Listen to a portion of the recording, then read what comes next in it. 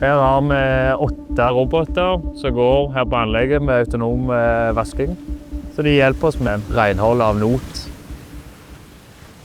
Renhold av oppdrettsanlegg er ikke frivillig, det er obligatorisk.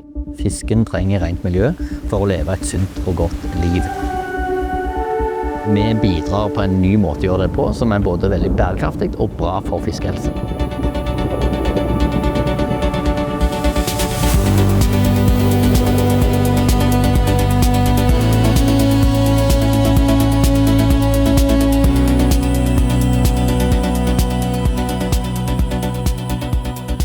Vi har laget en app som gir oss sanntidsoversikt over alle robotene vi har ute i felt.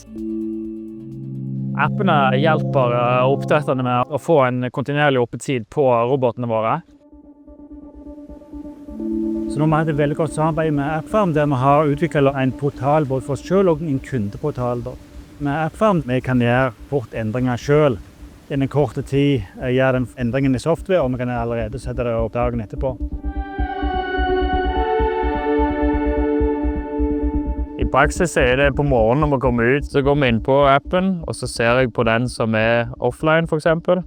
Det er jo forskjellige meldinger som viser om de har hekt, eller om det er en teknisk feil. Så da går vi ut, og så snur vi den, og så restarter den.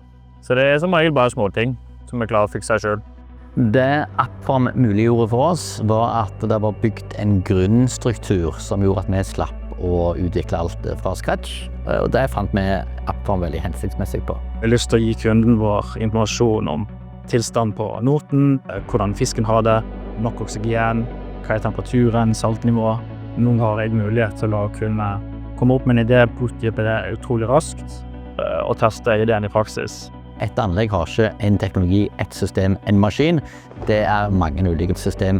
Det bruker datafangst, API-er, åpen deling av data mellom disse ulike plattformene kan gi store synergier på å optimalisere drift og legge best mulig til rette for god bærekraft for fisken.